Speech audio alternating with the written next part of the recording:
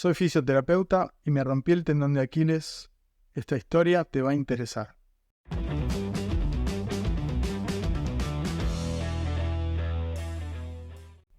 Hola, soy Carlos Espósito, fisioterapeuta, y sí, me rompí el tendón de Aquiles en el año 2017 y muchas cosas pasaron desde entonces, por suerte todas positivas, y la idea es acompañarte y acercarte a esta información para poder facilitarte ciertas cosas que no se suelen saber sobre la rotura del tendón de Aquiles y que creo que son muy importantes de cara a la rehabilitación y a tu recuperación completa. En este video te voy a contar un poco cómo fue mi experiencia, qué es lo que pasó en los primeros días y algunos detalles de la rehabilitación, para que entiendas por lo que pasé también, que seguramente te sentirás identificado. Y también al final del video te voy a contar una cosa que creo que te puede ir muy bien. Y la idea es sumar información, sumarte datos, sumarte cosas prácticas que puedes hacer. Bueno, como te dije, me rompí el tendón de Aquiles un 29 de mayo de 2017, jugando al fútbol con compañeros de hospital. En ese entonces trabajaba en un hospital privado y con los compañeros de trabajo teníamos un equipo de fútbol 7, y esa noche, en el segundo tiempo, me tocó recolocarme en mi posición, unos metros, iba caminando y al dar 3 o 4 pasos al trote sentí como si alguien me pisaba de atrás, y mientras me caía y miraba hacia atrás a ver quién era y no había nadie, ahí me di cuenta mientras caía lo que me estaba pasando. Cuando caí al suelo lo tenía muy claro, todos se acercaron, había sido un ruido muy fuerte, hasta el portero de nuestro equipo lo sintió. Y estaba clarísimo que esa sensación no era la de un esguince, la de una lesión habitual o convencional. De camino al hospital recuerdo que me llevaba Carlos, otro compañero también de trabajo, que él trabajaba en urgencias de ese hospital. Cuando llegamos ahí incluso habían compañeras de trabajo de guardia esa noche, así que fue todo muy, dentro del mal momento, muy agradable, y me sentí muy acompañado. Y lo mismo me pasó en el quirófano unos días después, porque al final, cuando eres enfermero, conoces a mucha gente y si te portas bien, además esa gente te respeta y te trata bien. Así que, dentro de lo malo, esos primeros días me sentí bastante apoyado y acompañado, así que siempre estaré agradecido de esas personas. Pero más allá, yo tuve la suerte de que era enfermero y que era fisio, pero hay personas que no viven esto y que es toda una incertidumbre. No te dicen nada muchas veces, o te dicen poco, o cosas desactualizadas también puede ocurrir, porque no todos los profesionales están actualizados en esa patología, es una realidad. Entonces comencé por el blog realmente después de la lesión, cuando me iba rehabilitando. Escribí alguna cosita por ahí, y todo me llevó a escribir mi libro de rotura del tendón de Aquiles para pacientes. Y lo tienes, pero luego te hablo de él. Esa primera noche me hice un máster de toda la información que había de estudios científicos de evidencia, sobre todo para poder decidir en qué porcentaje de lesión me quería operar o no me quería operar.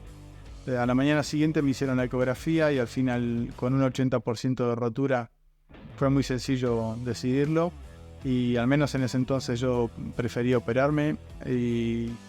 Y bueno, a los 3 días me operaron. La operación fue muy bien, también como te contaba antes, estuve muy bien acompañado en quirófano, gente conocida, gente amiga que me vino a ver. Me sentí muy querido también, y eso te ayuda, te tranquiliza. El médico muy bien también, y quieras o no, también eso te da cierta seguridad de que el trabajo mecánico está bien hecho, pero después de la cirugía lo que viene es la rehabilitación, y ahí es donde están la mayoría de las claves de cómo vas a estar al final de la rehabilitación y de cómo vas a estar en tu vida. Entonces fue lectura durante todas esas primeras semanas, e incluso durante el proceso también, porque al final habían detalles que podía no tener en cuenta, y que si no ves pacientes de este tipo a menudo o todos los días, es difícil de comprenderlo. Para mí fue un proceso de aprendizaje tremendo, de personal y profesional. A nivel profesional, porque no es una lesión común, y normalmente esas lesiones se quedan en los servicios hospitalarios de rehabilitación, y en consulta privada vienen pocos pacientes de ese tipo, salvo que ya hayan tenido problemas, ¿no? A nivel personal, ¿qué te voy a contar? Vivimos en Mallorca a día de hoy y mi mujer, que es de Sevilla, y yo de Argentina, pues sin familia aquí, con ese entonces un solo hijo, ahora hay 2, pero en ese entonces con un solo hijo que no le podía ni cambiar los pañales o del dolor o de la imposibilidad porque estaba recién lesionado o recién operado. Fue muy difícil, nos salvaron nuestros suegros y mi madre, un poco cada uno. Cada vez fue un poco menos difícil, pero cada vez que lo intentaba habían complejidades, ¿no? Y con un hijo tan pequeño te afecta emocionalmente. Entonces entiendo todo el proceso de ambas partes de esta lesión. Y por eso quiero acercarlo a ti, quiero que tengas esa referencia en caso de que la necesites, porque es eso al final, ¿no? Es tratar de dar la mejor opción a todo el mundo por igual. El primer mes no tuve rehabilitación, pero en la primera quincena ya me vio el traumatólogo, vimos que estaba todo bien, ya quitamos la férula y pusimos la bota a petición mía también. Yo ya la tenía, digamos que apalabrada en una ortopedia, y fue a hacer la petición, ir a buscarla y me la puse. Esto me ayudó mucho a la cicatrización, a poder quitármela cuando tenía mucho calor, a la higiene en general. Los olores son importantes después de tanto tiempo de una férula puesta. Y la férula después de los 15 días ya no tiene tanto sentido. Salvo algún caso en especial, podrías pasar sin ella y estar con la bota puesta, que al final la bota también te limita muy bien si está bien sujeta. Así que es mi primer consejo. La bota, cuanto antes puedas, mejor. Entonces, una vez que ya me vio el traumatólogo y cambiamos a la bota, yo ya pude ir haciendo más cosas con respecto a ejercicios isométricos, también a activación con TENS, luego también a simplemente higienizarme o a masajear, a descargar un poquito si lo necesitaba.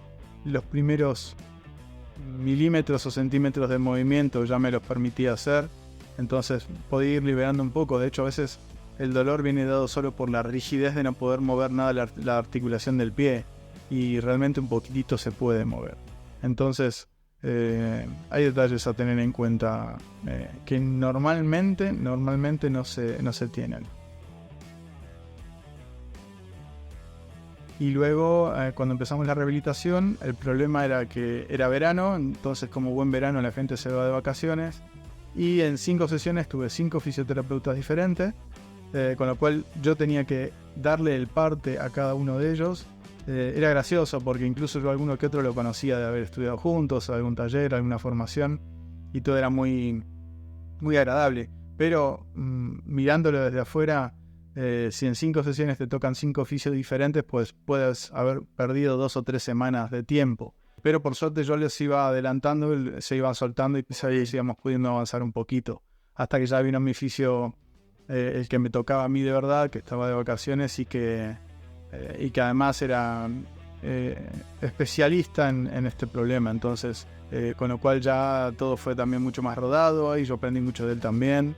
Y bueno, el proceso fue muy, muy bonito dentro de la circunstancia que tenía. Para hablarte un poquito de la rehabilitación en general, si te tengo que dar 2 o 3 consejos, te diría uno de ellos, el más importante: progresión de cargas, de peso, de a poquito, progresivo, con control, controlando algunas reglas de dolor, se explican en el libro.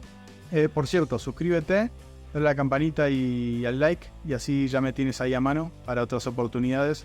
Muy probablemente voy a hacer un vídeo, mejor dicho, una serie de vídeos con algunas clases, con algunas preguntas, respondiendo algunas preguntas acerca de la rotura del tendón de Aquiles.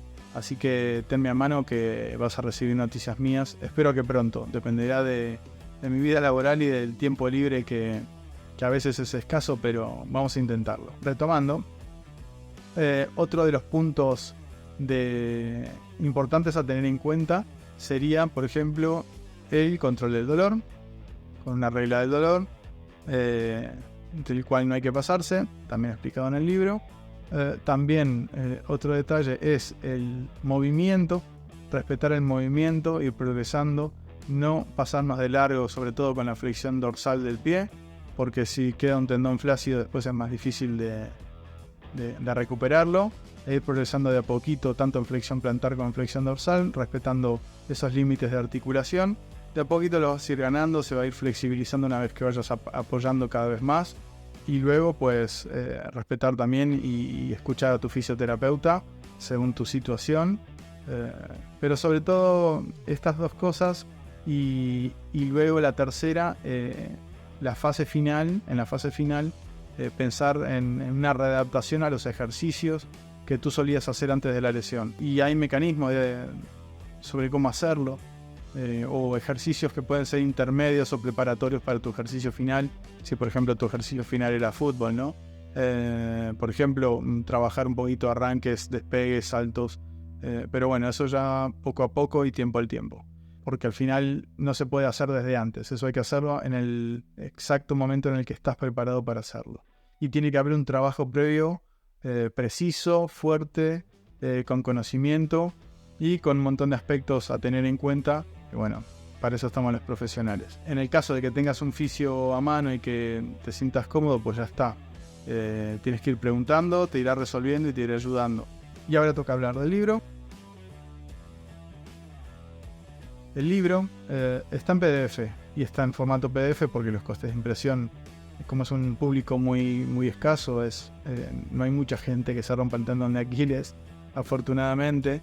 No tenía sentido hacer una publicación por escrito con una editorial, entonces el formato ha sido en PDF, pero hay gente que le gusta lo analógico, le gusta el papel, entonces la forma de conseguirlo ha sido a través de Amazon, en las que se imprime por cada compra que se hace. Si se compra uno, se imprime uno y se envía. Sale mucho más caro, eso también es verdad, porque el coste de impresión que te aplica Amazon es bastante elevado. Te voy a dejar el enlace al libro en la descripción, el enlace a mi web, y ahí vas a ver todo el índice, todo lo que tiene, todos los detalles. Te vas a dar cuenta de que hay muy pocas cosas libradas al azar. Lo que sí hay diferencia también es que si compras el libro en mi web, había publicado también una pequeña guía para respuestas urgentes, de estas que tienes en los primeros días tras la lesión y que necesitas resolver o al menos tener en cuenta en los primeros días.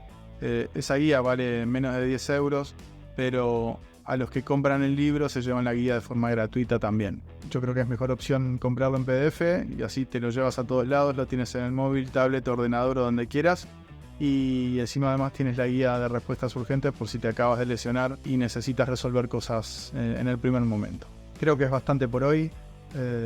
No te quiero aburrir, es un tema que puede ser bastante denso, pero bueno, si estás escuchando esto es porque te interesa ponerte bien, al menos resolver algunas de las cuestiones que pueden estar relacionadas con la rotura del tendón de Aquiles. Recuerda que intentaré realizar una pequeña guía, o mejor dicho, llamémosle un mini curso para pacientes sobre la rotura del tendón de Aquiles, gratuita, aquí por YouTube.